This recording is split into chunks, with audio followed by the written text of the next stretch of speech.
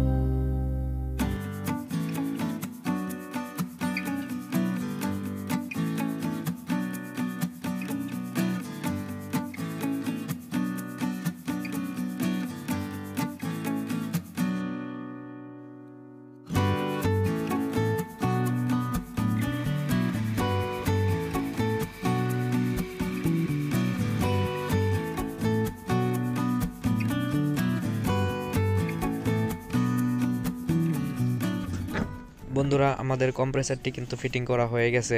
পাইপগুলো কিন্তু আমরা ভালোভাবে ওয়েল্ডিং করে নিছি, কিন্তু পাইপটা একটু বাইরে চলে আসছে, যার কারণে কিন্তু কাভারটি ভালোভাবে লাগবে না। যেহেতু এখানে রোটারি কম্প্রেসার লাগানো ছিল বন্ধুরা, সেহেতু জায়গাটা কিন্তু একটু চাপা, যার কারণে ভালোভাবে অ্যাটাচড হয়নি। আর কাস্টমারেরও যেহেতু কোনো কমপ্লেন নেই, তো আমাদের এত টেনশন করার দরকার নেই। তো আমরা এখন ইউনিটটিতে এয়ার প্রেসার দিয়ে চেক করে নেব কোথাও লিক আছে কিনা।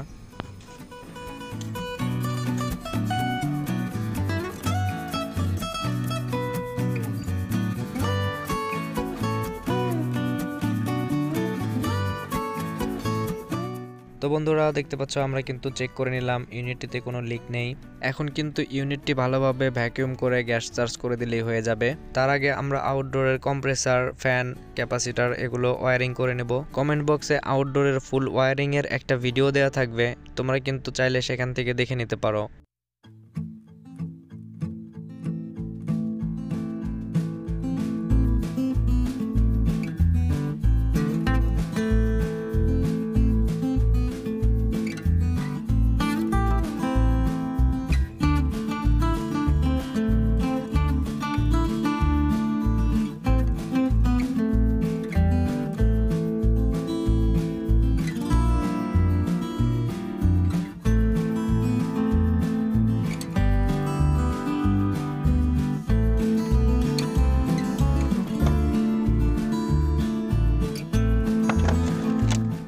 আমাদের কিন্তু আউটডোরটি ওয়্যারিং করা হয়ে গেছে বন্ধুরা। এখন কিন্তু আমরা ইউনিটটি চালিয়ে দেখব ঠিকঠাক কাজ করছে কিনা।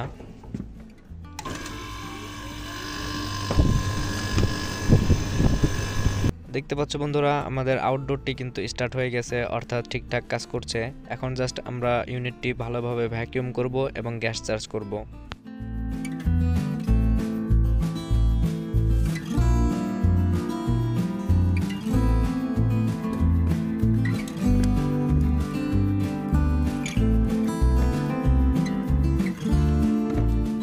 বন্ধুরা, আমরা ইউনিটটি ভালোভাবে ভ্যাকিউম করে নিছি। এখন কিন্তু আমরা গ্যাস চার্জ করব। যেহেতু কাজ করতে করতে বন্ধুরা আমাদের এখানে রাত হয়ে গেছে, তো আমরা যত তাড়াতাড়ি সম্ভব গ্যাসটা এখানে রিফিল করে চলে যাব। তো বন্ধ অবস্থায় কিন্তু আমরা যত দূর পর্যন্ত গ্যাস দেওয়া যায় একবারে দিয়ে দেব। তারপর আমরা এসিটি চালিয়ে দেব। যেহেতু কম্প্রেসারটি R22 গ্যাসের, সেহেতু আমরা গ্যাসের রানিং প্রেসার কিন্তু 60 psi পর্যন্ত রাখবো।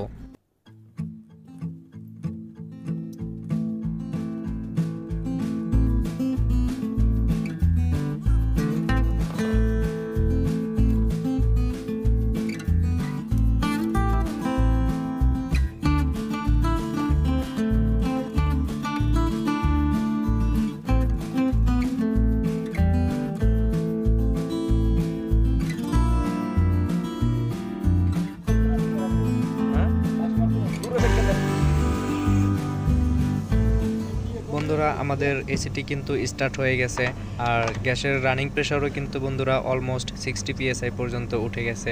আর এসিটি বন্ধ অবস্থায় আমরা যে গ্যাসগুলো ভরছিলাম বন্ধুরা, এসিটি চালানোর পরে কিন্তু 60 psi পর্যন্ত অলমোস্ট গ্যাসের রানিং প্রেসার উঠে গেছে। সো আমাদের কিন্তু এই ইউনিটটিতে আর গ্যাসের প্রয়োজন নেই।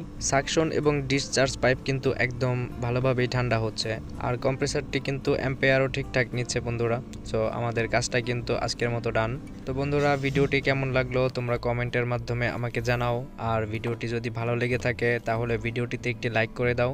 আর তোমরা যদি আমার চ্যানেলে নতুন হয়ে থাকো তাহলে চ্যানেলটিকে সাবস্ক্রাইব করতে কিন্তু একদমই ভুলো না।